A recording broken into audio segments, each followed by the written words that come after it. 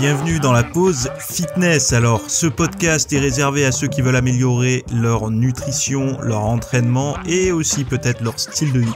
Donc pour tous ceux qui me suivent depuis quelques temps déjà, vous pouvez me laisser une petite évaluation sur la plateforme de podcast de votre choix. C'est ce qui m'aide le plus. Allez, on démarre l'épisode.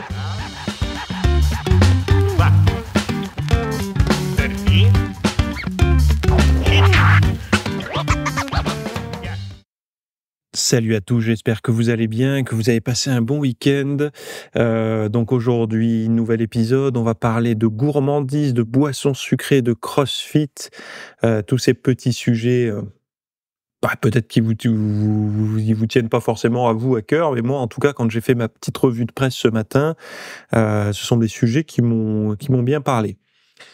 Donc la première chose, j'ai parlé aussi de travail, de fitness et de longévité, et plus particulièrement de l'évolution du bien-être dans la vie moderne. Donc je sais pas si vous avez eu le temps de le voir, hein. Je sais que parfois certains d'entre vous ne lisent pas leurs emails le week-end, donc je vous recommande d'aller voir le lien que je vous ai mis dans les notes de l'épisode. En fait, je parle par exemple, l'OMS recommande de pratiquer entre 150 et 300 minutes d'activité physique d'intensité modérée ou 75 à 150 minutes d'activité physique d'intensité vigoureuse par semaine. Et d'ailleurs, une combinaison des deux est plus bénéfique, même au-delà de 65 ans. Alors on voit bien, on observe bien qu'au fur et à mesure des années, les gens ont tendance à plutôt s'orienter vers le cardio et délaisser un petit peu la musculation. En fait, moi, j'ai voulu vous synthétiser les dernières recherches qu'il y a sur la longévité par rapport au sport. Et donc les thèmes que j'aborde dans la vidéo que je vous ai envoyée dimanche, c'est comment atteindre et maintenir une forme physique optimale dans un monde moderne sédentaire, pour améliorer à la fois la santé, la productivité, parce que c'est vrai qu'au travail, quand on est entraîné, on a une meilleure énergie. Enfin, tous ceux qui ont testé l'avant-après sport pourront vous garantir que quand on a un corps qui fonctionne bien, on a un esprit qui réfléchit mieux et tout se passe mieux.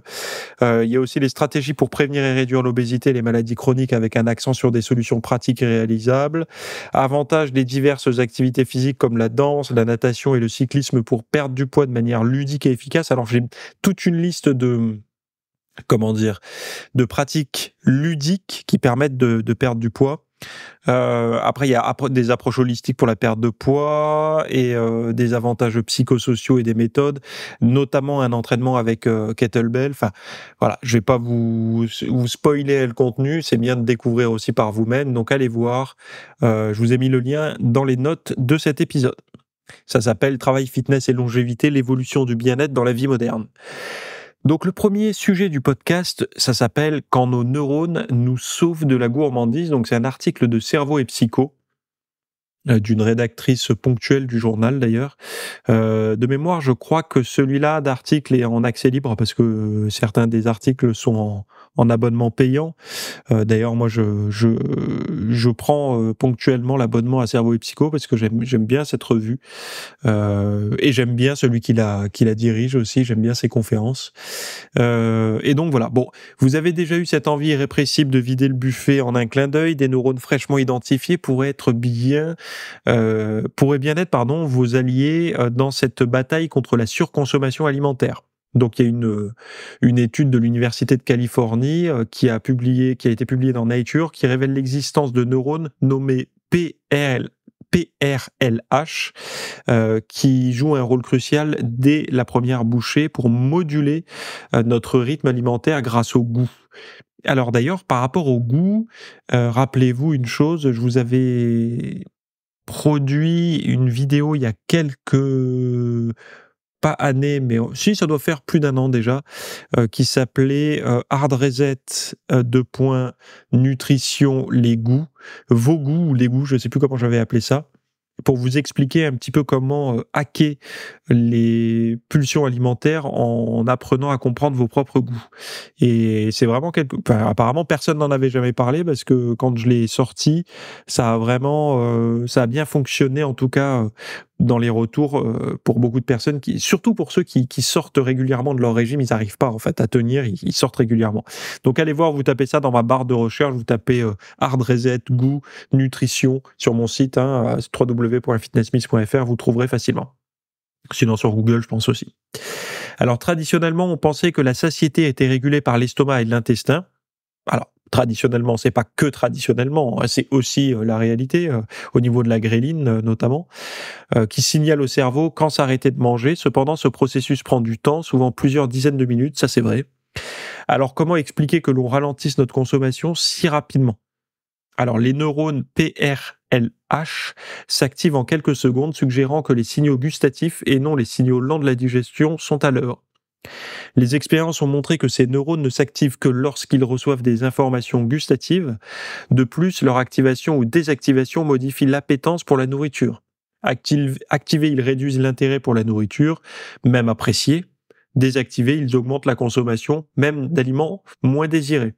Ainsi, ces neurones PRLH nous aident à ne pas nous gaver en influençant notre perception du goût au cours de repas. Alors, moi, ce que ça m'apporte là comme réflexion, j'avais eu dans un des commentaires de je sais plus quelle vidéo ou podcast, une personne qui mangeait plusieurs kilos, ça me paraît fou, mais ça doit exister puisqu'il l'a dit, de légumes par nuit, sous forme de crise d'hyperphagie.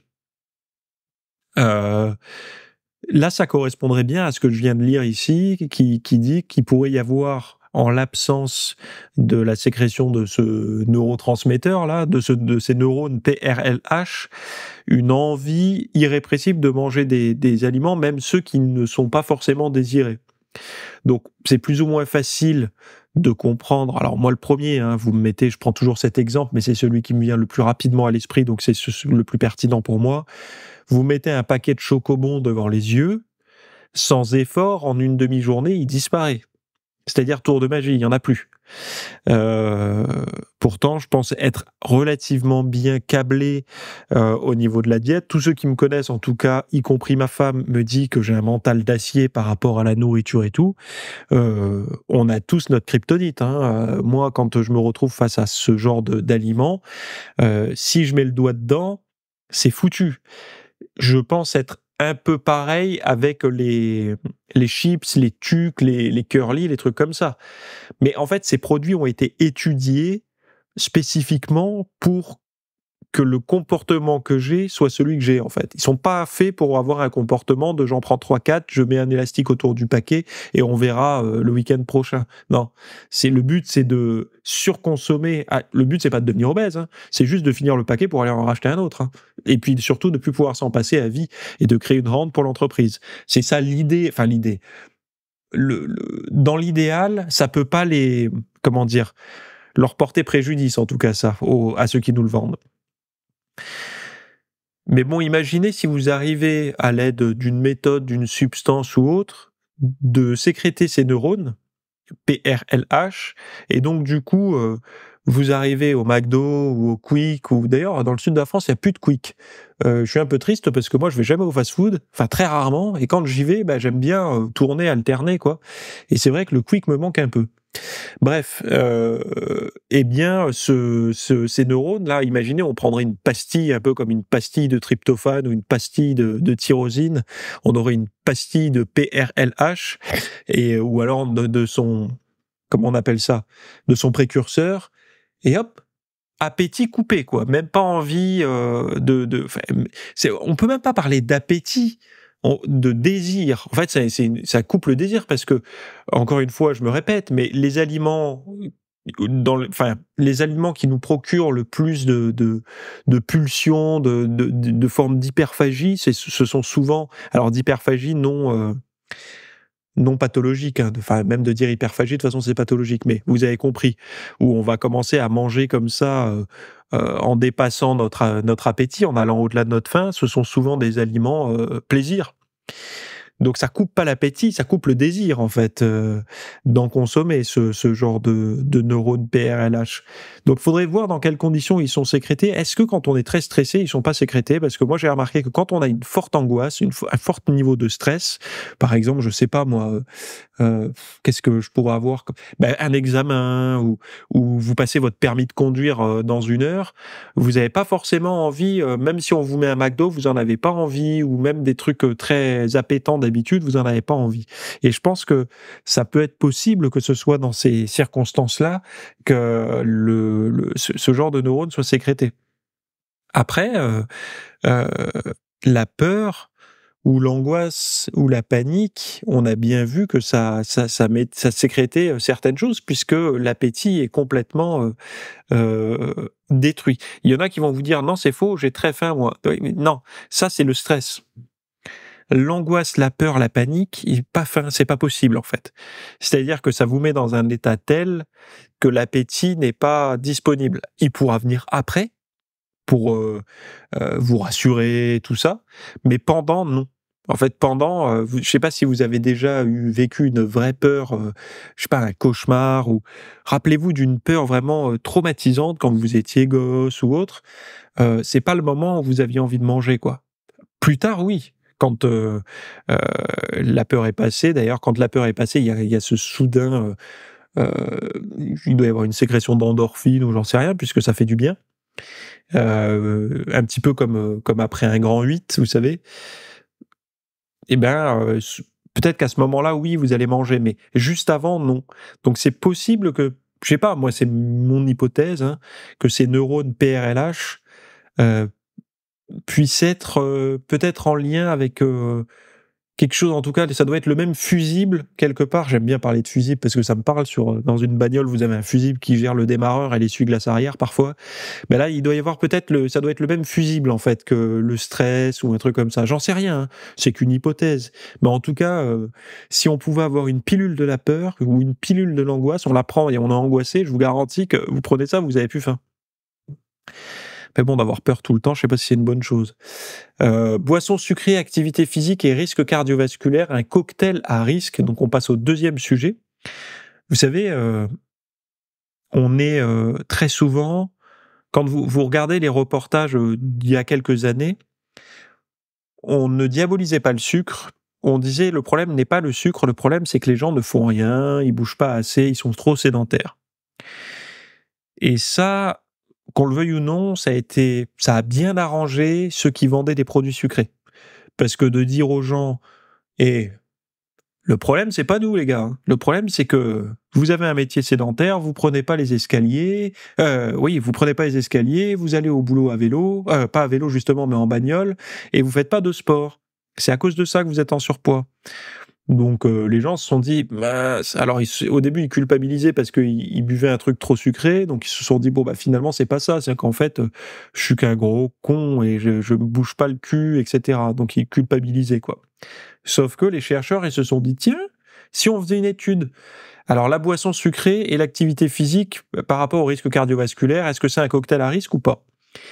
Donc, dans cette étude menée sur 2 larges cohortes aux États-Unis, les chercheurs ont exploré les liens entre la consommation de boissons sucrées ou artificiellement sucrées, donc on imagine édulcorants, l'activité physique et le risque de maladies cardiovasculaires.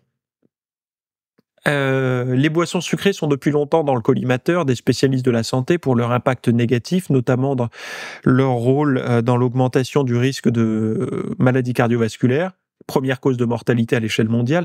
Alors, quand les gens entendent maladie cardiovasculaire, ils se disent non, c'est surtout l'obésité, le diabète et tout, oui. Mais en fait, vous savez, vous avez une échelle de gradation d'importance des maladies.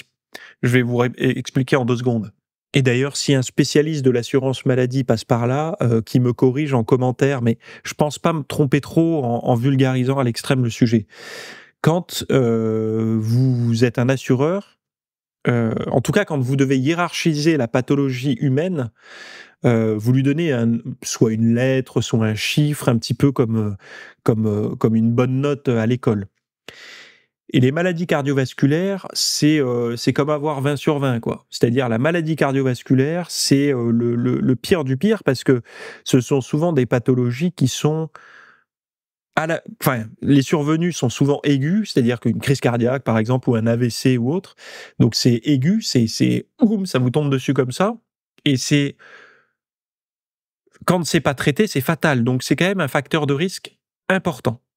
Donc du coup, quand vous avez un patient ou je sais pas moi, vous êtes un organisme bancaire ou autre, vous faites la petite enquête pour délivrer le crédit, et si la personne a une maladie cardiovasculaire ou des facteurs de risque très importants ou un traitement en cours, l'obtention du crédit ou de l'assurance ou les mensualités ne seront pas les mêmes que si vous êtes sportif, non fumeur, non buveur, de 25 ans avec des bons revenus.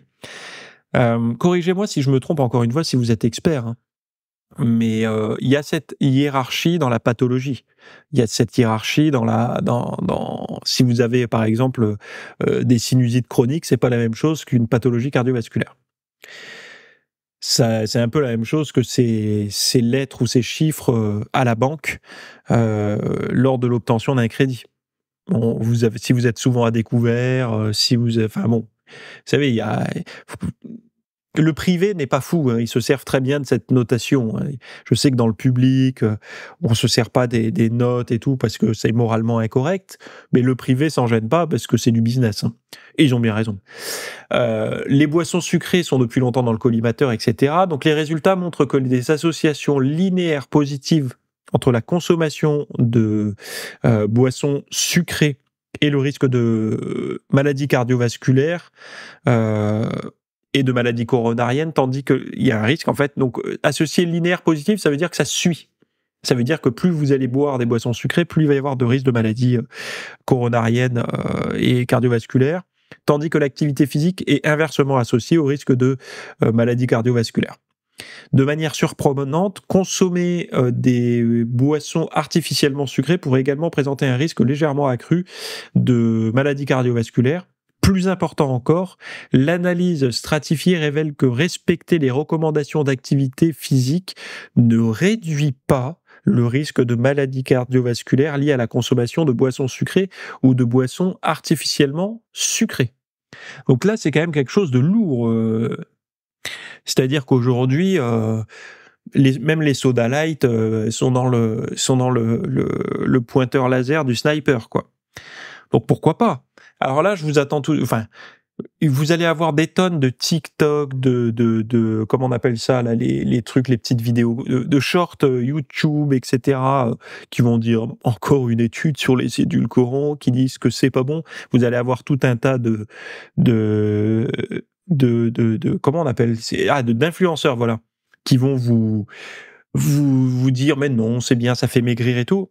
Moi quand même, ça m'étonne pas vraiment en fait, puisque l'activité physique déjà, enfin, ouais, vous vous rendez compte quand même que on est en train de dire là, cette étude va faire beaucoup de mal, donc elle va être elle va être elle est très contrariante, donc elle va contrarier beaucoup de personnes, notamment ceux qui vendent des produits sucrés.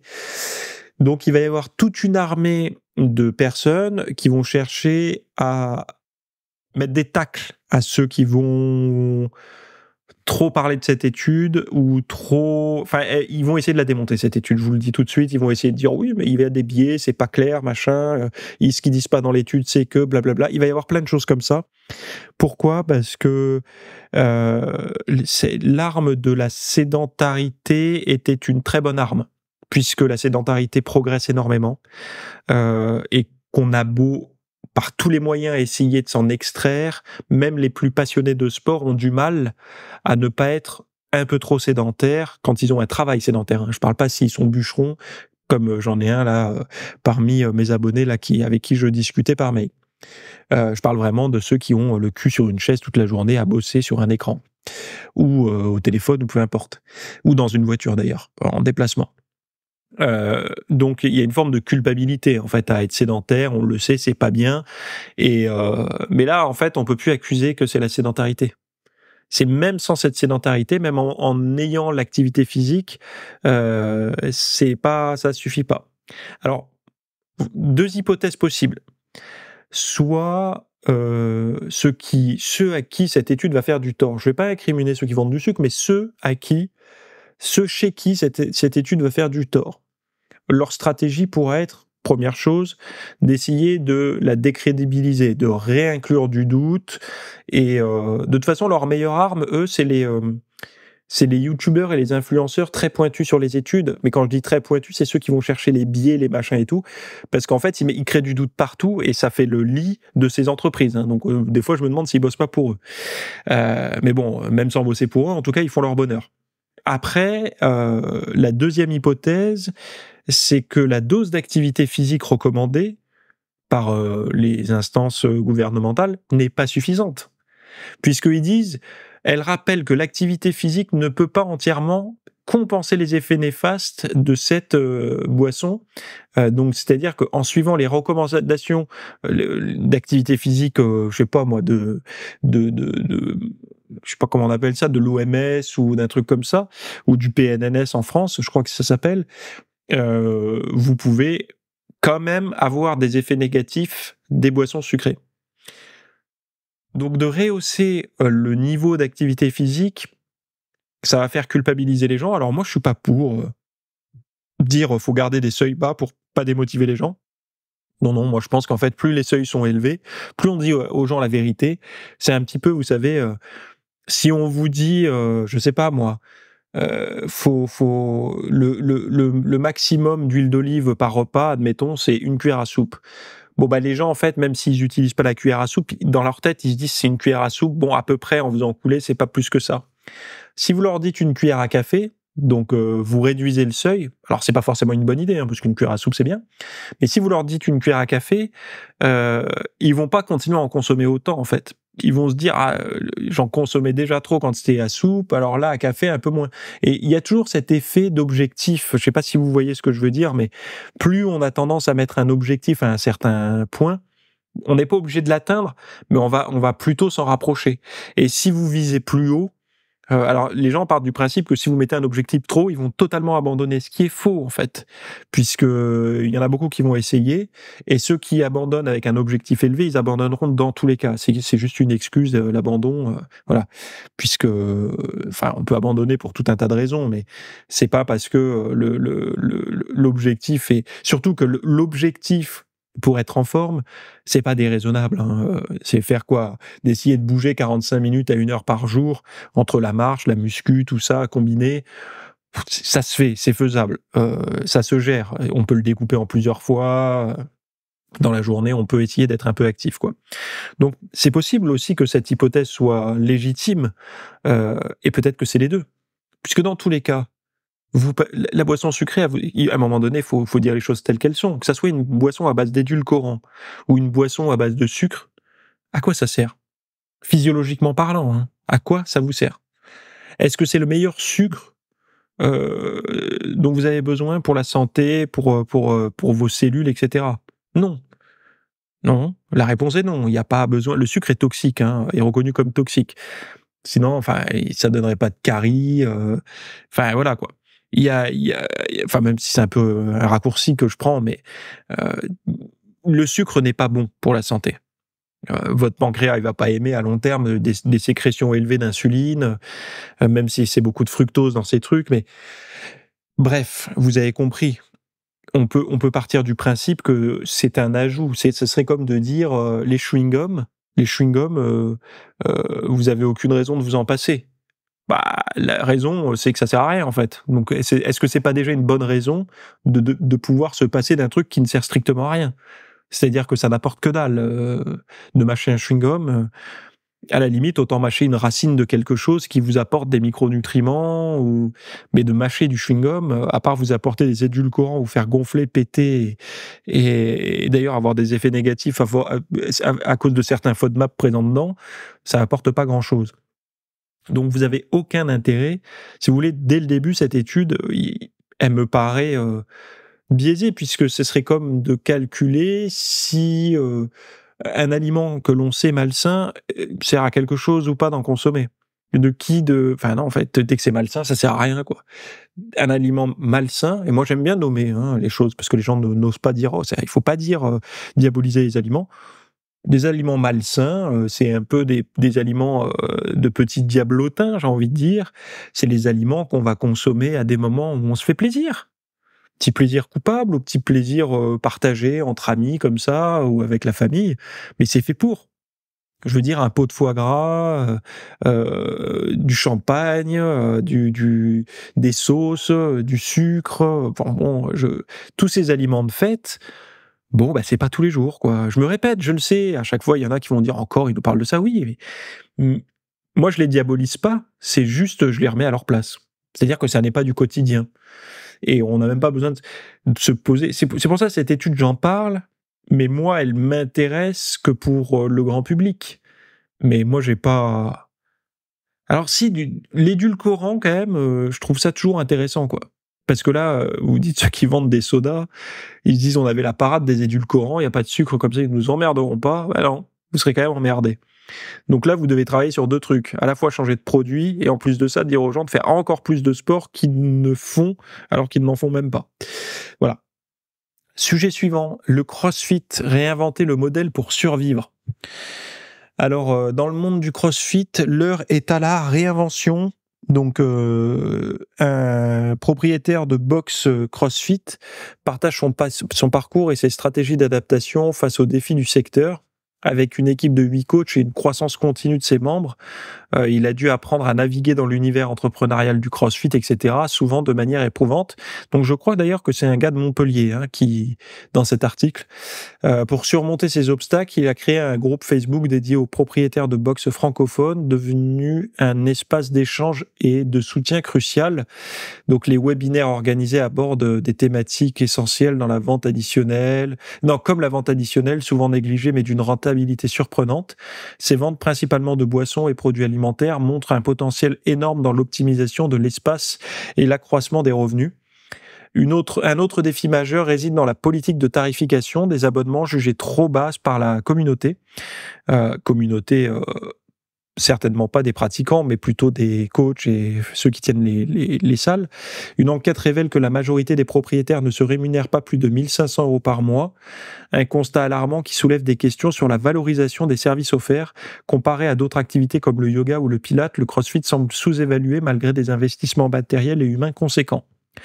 Ces discussions mettent en lumière le besoin urgent pour les propriétaires de box de CrossFit de repenser leur modèle économique en intégrant mieux les ventes additionnelles et en valorisant leurs tarifs. L'objectif est clair, assurer la viabilité à long terme de leur activité en adoptant une approche plus stratégique et collective. Alors, c'est un article de Fitness Challenge. Alors, c'est vrai que le CrossFit, on va parler honnêtement là-dedans, il y a à boire et à manger. C'est-à-dire que le CrossFit, je vais parler des côtés positifs. Côté positif du CrossFit, c'est que si vous êtes stressé et tout, l'avantage c'est que vous posez votre cerveau à l'entrée d'une salle de CrossFit. Vous allez avoir affaire à des coachs compétents dans le domaine du CrossFit. Je tiens à nuancer, dans le domaine du CrossFit, il faut faire attention, ce sont des crossfitters diplômés, ils ont les CrossFit Level, ou je sais pas comment on appelle ça. Certains vont un peu plus loin en étant diplômés en haltéro, d'autres certifiés en kettlebell et tout, mais tout ça, ce sont des diplômes, souvent mis en place par des experts eux-mêmes. Des certifications, et surtout les certifications. Demain, vous, par exemple, vous pouvez avoir une certification, créer votre certification si vous développez un concept. Bref, l'avantage par rapport à d'autres salles, c'est que dans le CrossFit, vous allez quand même être encadré. C'est-à-dire qu'on ne vous laissera pas faire un soulevé de terre dos rond, logiquement. On ne vous laissera pas faire n'importe quoi sur, je sais pas moi, des mouvements au kettlebell. Logiquement, vous serez encadré. Donc ça, c'est un avantage. Un autre avantage, c'est que vous êtes entièrement encadré sur le type de séance que vous allez faire, le WOD. Donc voilà, le WOD de la journée, workout of the day, en gros. Et vous faites ce qui vous attend. Voilà, vous posez votre cerveau. Des fois, il y a des jours cardio, des jours machin. Et puis, il y a cet esprit de groupe aussi, qui est très intéressant et qui est très motivant pour beaucoup de personnes. Donc, il y a énormément alors, beaucoup de femmes sont séduites par ce concept. beaucoup d'hommes également, hein, mais beaucoup de femmes, notamment parce qu'il y avait beaucoup de femmes des cours collectifs qui ont compris que les cours co, c'est bien pour dépenser des calories, mais pour avoir un fessier un peu plus rebondi, des ischios galbés et tout, c'est bien de se mettre un peu au poids et haltères. Et elles ont trouvé dans le CrossFit un mélange entre cet esprit de groupe et ce côté musculation, parce que le CrossFit, il y a aussi des gens, ça arrive, qui vont pas que pour la performance, mais aussi pour perdre du poids, etc. Il n'y a pas de miroir, il y a ce côté un peu plus détaché du regard des autres. Alors ça, moi, je suis quand même mitigé parce qu'il y en a beaucoup qui finissent en shorty, top, et des hommes en torse nu. Donc pour le côté exhibitionnisme, on a connu moins provoquant que le CrossFit quand même. À un moment donné, il faut dire les choses telles qu'elles sont, les gars. Finissez. Alors certes, vous avez les poils pas rasés, mais vous êtes quand même torse nu. Et les nanas, vous êtes certes pas en train de vous reluquer dans le miroir, mais vous êtes quand même avec les mini shorts et tout aussi. Donc vous êtes en train de me dire, mais tu nous sors là les caricatures. Oui, je sais. J'ai vu des cours de CrossFit. Ma femme y va de temps en temps. Je sais de quoi je parle aussi. Hein. J'ai des yeux, je vois. Donc les côtés positifs, c'est cette énergie et cette capacité à mettre des gens au sport qui n'auraient pas réussi à s'y mettre en solo, en salle de muscu. Et ça, qu'on le veuille ou non, toutes les critiques qu'on peut entendre sur le CrossFit, celle-là, pour moi, quand les gens disent « Ouais, mais le CrossFit, c'est pas pareil, c'est pas bien, puis tu vas te blesser et tout », on se blesse dans tous les sports. Ok, il y a beaucoup de blessures dans le CrossFit. Je connais quelqu'un en traumato qui m'a dit depuis l'arrivée du CrossFit, il y a vraiment beaucoup de blessures dans le CrossFit. Mais il y a aussi beaucoup de gens qui se sont mis au sport depuis l'arrivée du CrossFit. Donc, est-ce que c'est pas cette génération de personnes qui se sont mises au CrossFit parce qu'il existe, qui se sont aussi blessées? Ce serait peut-être aussi blessées si elles allaient en muscu. Mais bon, il y a quand même beaucoup de blessures avec le CrossFit parce que il y a beaucoup de reps, il y a de l'usure, et puis tout sport qui fonctionne, c'est aussi des sports qui blessent. Hein. C'est normal. Mais après, faut pas s'en cacher. Voilà. D'ailleurs, je connaissais un ostéo. Où je vais, d'ailleurs, c'est mon ostéo encore, hein, quand je vais le voir, il me disait depuis l'arrivée du CrossFit, il est en face d'une salle de CrossFit, il a pas mal de clients, quoi. Bref, il y a même la salle de CrossFit qui voulait faire un partenariat avec lui, mais le gars était trop gourmand, il voulait trop d'argent, quoi. Enfin, sur les patients qui touchaient, il voulait prendre carrément de l'argent sur le patient, sur sa patientèle, ce qui est bizarre. Bref, après, il y a le côté tarification. Bon, le côté tarification, c'est vrai que de payer 80... C'est quoi? Je crois quand ils sont arrivés, c'était 90 €, non, l'abonnement CrossFit? C'est quand même un peu cher. Alors, il y en a qui sont peut-être moins chers, à 60 et tout. Bon, déjà, il y a une espèce de redevance à payer à la franchise. Et c'est vrai que, faut le dire, c'est un sport de riche, le CrossFit. Alors, vous êtes peut-être en train de crier si vous en faites, mais je suis navré. Le cross, 90 € par mois, l'accès à une salle low cost, c'est 19 balles. Hein. Donc il y a quand même un delta. Moi, je connais des gens qui aimeraient faire du CrossFit, mais ils ont vu le prix, ils ont dit non. Alors vous allez me dire, oui, mais le CrossFit, vous n'avez pas besoin d'aller dans une box. T'en fais gratuitement dans un garage gym. Oui, mais d'accord. Déjà, il faut avoir l'espace pour le rack et tout ça. Et puis en plus, l'appareil, les équipements, la Rogue et compagnie, c'est pareil. Ça coûte un rein, le matos. Donc, c'est un sport réservé à une classe moyenne haute, on va dire, et riche. Enfin, riche, et après, ils se prennent des coachs perso, ils s'emmerdent pas à aller voir la populace. Mais on va dire la classe moyenne haute. C'est quand même un budget. Dans une période où le coût de la vie explose, personne ne crache sur garder 90 € par mois dans la poche et d'essayer de bricoler avec ses connaissances à la maison en faisant des pompes, des tractions, de la course à pied et tout ça. Et c'est vrai que c'était risqué de lancer une pratique comme ça, très chère.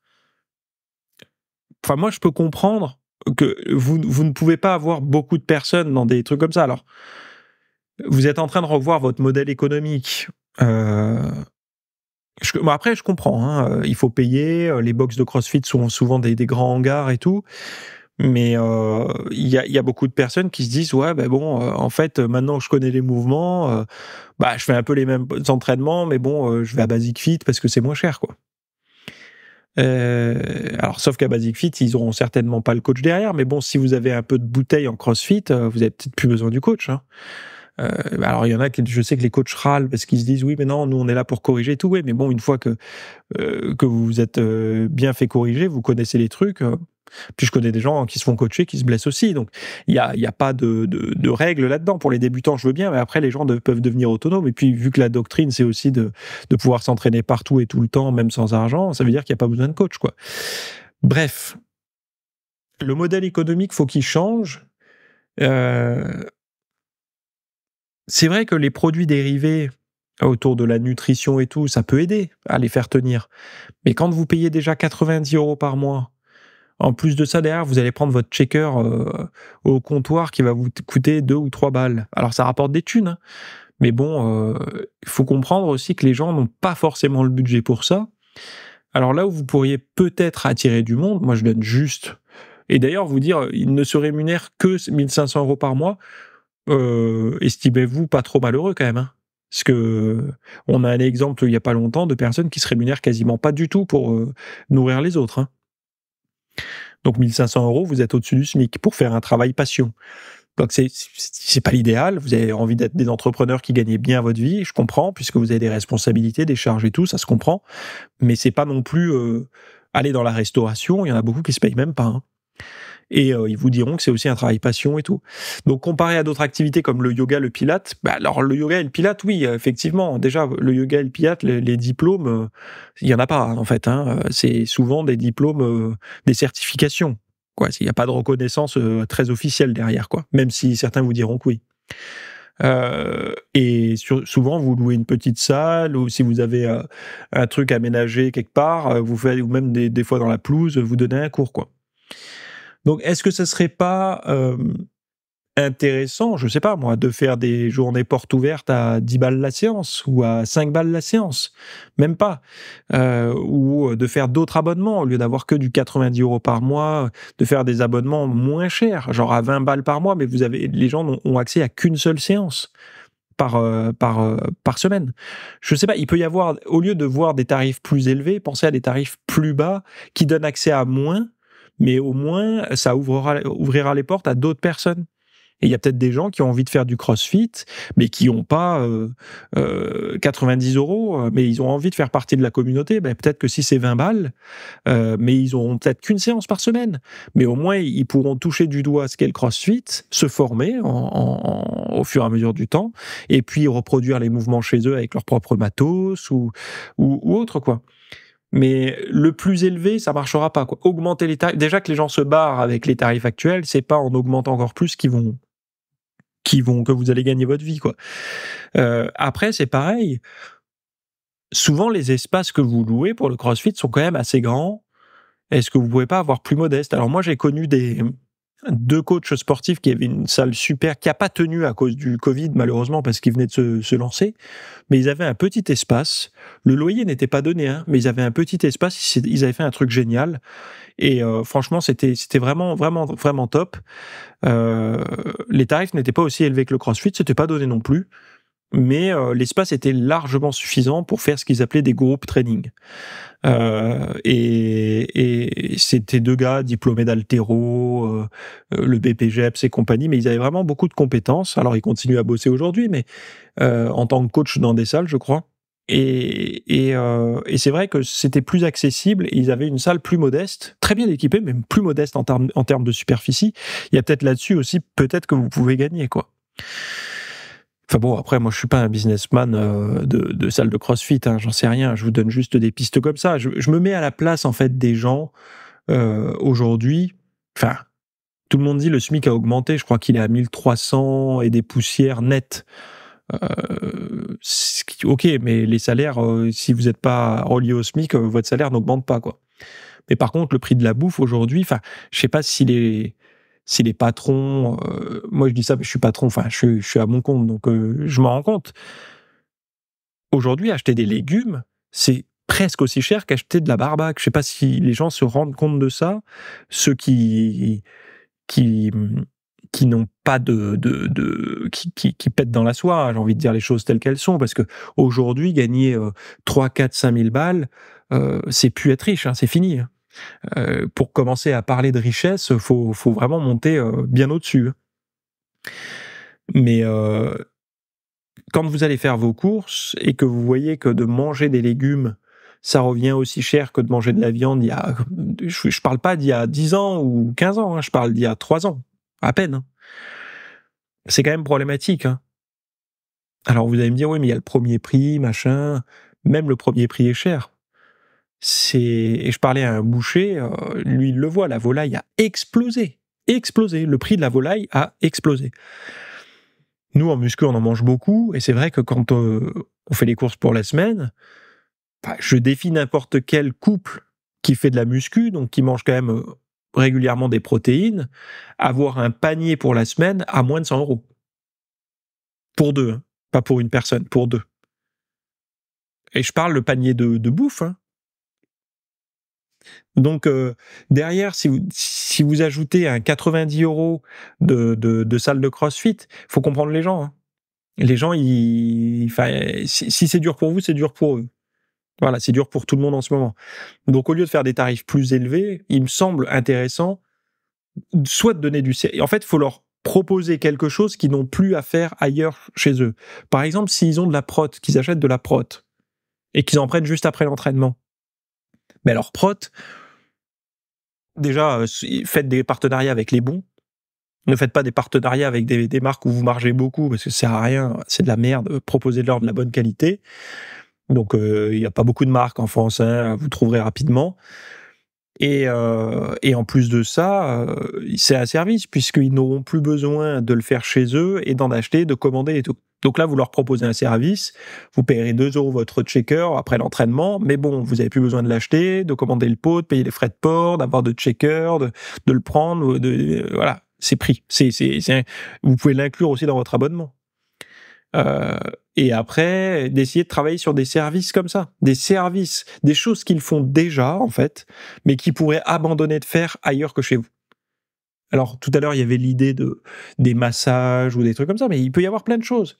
Essayez d'observer ce que fait un crossfitter dans sa semaine, essayez de l'inclure, en fait, dans la boxe, tout simplement.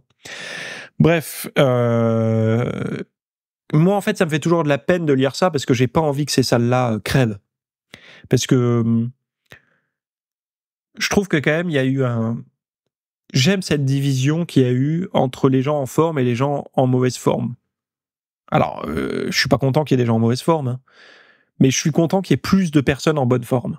Parce qu'il y a quelques années, quand le fitness, la muscu et tout n'était pas vraiment à la mode, punaise, on passait vraiment pour des bolos, pour des gens... Mais d'ailleurs, j'en parlais hier avec un ami. Les gens nous disaient, mais tu vas faire ça toute ta vie. En fait, pour quelle foutue raison on pourrait abandonner le sport?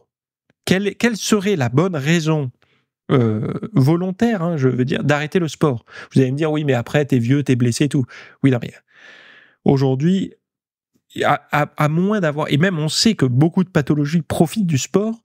Quelle bonne raison ferait arrêter le sport? Alors, moi, je pense que c'est des gens qui ont comme philosophie de vie qu'arrivé à un certain âge, il faut être en mauvais état. C'est-à-dire être gros, rouillé, se plaindre, malade. C'est un devoir pour eux d'être comme ça à ce moment-là. On a l'impression, parce que quand ils nous avancent des choses en nous disant tu vas faire ça toute ta vie, mais à quoi bon? À quoi bon, en fait, être en mauvaise santé? Enfin, je veux dire, quand t'as le choix, quand t'es devant une intersection, t'as un chemin qui t'emmène à la mauvaise santé et aux pathologies, et l'autre qui va t'armer pour tenir plus longtemps face aux pathologies et à la mauvaise santé. Je sais pas, tu prends quand même moi, je mets le clignot, je prends la bonne voie, quoi. Mais je sais pas, il y en a qui aiment bien la mauvaise voie. Comme si c'était, ah non, moi je veux celle-là.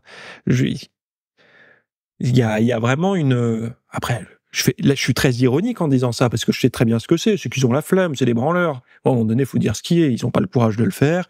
Et du coup, ils disent pas que c'est eux qui ont un problème, ils disent que c'est nous. Ah, vous faites du sport, vous, c'est pas normal, vous devez avoir un problème d'ego. Non, pas de problème d'ego, j'aime le sport. J'aime bien me mettre dans un effort qui me dépasse. C'est comme ça. Enfin, à un moment donné, faut dire les choses, quoi. Je pense. Hein. Mais bon, bref. Travail, fitness et longévité.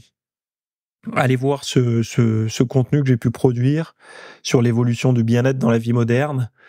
Moi, je pense que cette bataille, elle peut être remportée et on a tous intérêt à ce que la forme physique soit populaire. Je le répéterai jamais assez, mais il y en a beaucoup qui se disent oui, mais non, faut pas trop en parler. C'est secret, un petit peu comme à l'époque, je me souviens, en muscu, les gens révélaient pas leur diète dans les salles. Il y avait un côté, oh non, je dis pas comment je mange, je dis pas comment faut s'entraîner, je dis pas le nombre de reps parce que en fait, souvent les bodybuilders qui faisaient un peu de coaching à côté, ils avaient peur de perdre leurs clients en révélant les choses gratuitement comme ça. Et il y en a beaucoup qui ont cette mentalité encore aujourd'hui. Je donne rien gratuit. Là, par exemple, il y en a beaucoup qui me disent, mais Théo, tu fais un podcast comme ça, mais après, tu leur vends quoi aux gens?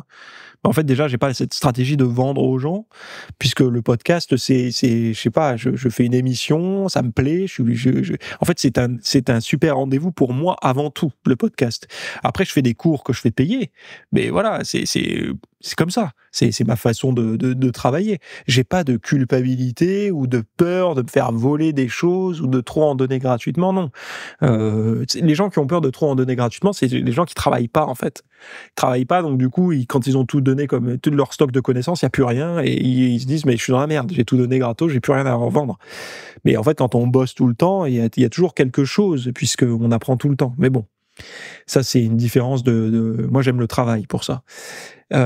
Et donc on a tous intérêt en tant que passionné à ce que le fitness, le crossfit, la muscu, le bodybuilding, plus ça deviendra populaire et plus ça sera adopté.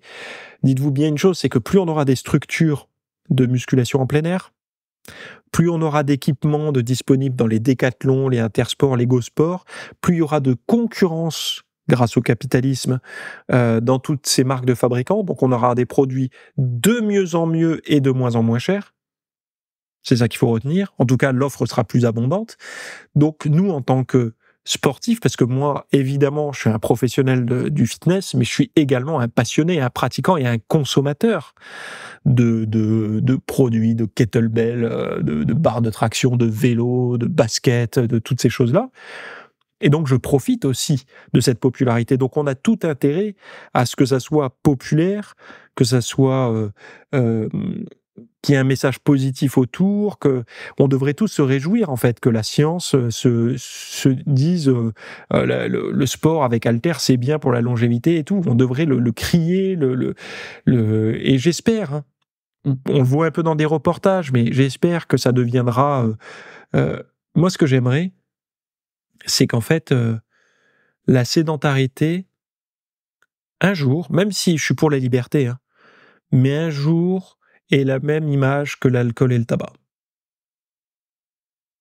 Parce qu'on a bien vu que ce qui a fait arrêter beaucoup de fumeurs de fumer, c'est cette image négative qu'a eu le tabac. Alors, j'étais contre aussi, moi, la diabolisation, vous savez, les gens qui fumaient sur les terrasses et tout.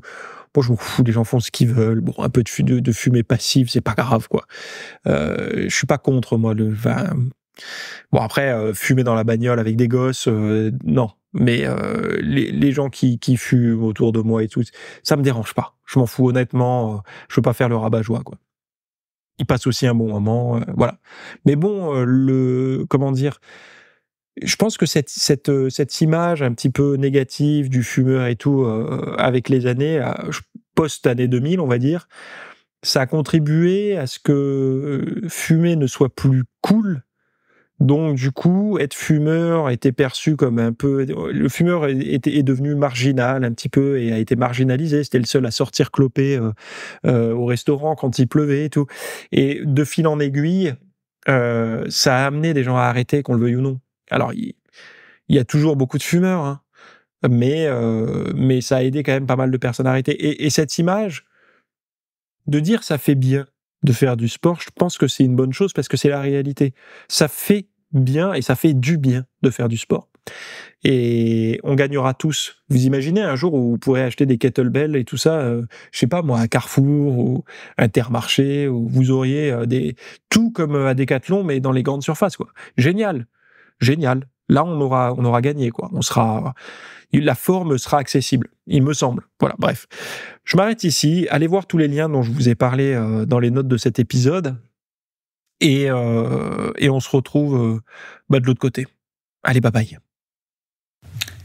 Merci d'avoir écouté cet épisode. Alors, avant de partir, j'avais juste quelque chose à vous partager.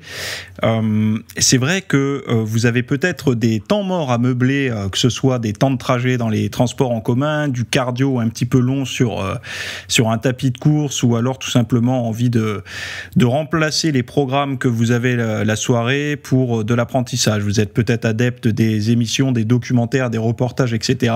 Sauf que dans le monde de la musculation, de la nutrition, du développement, d'un mode de vie sain, etc. C'est un peu maigre en contenu dans les médias grand public.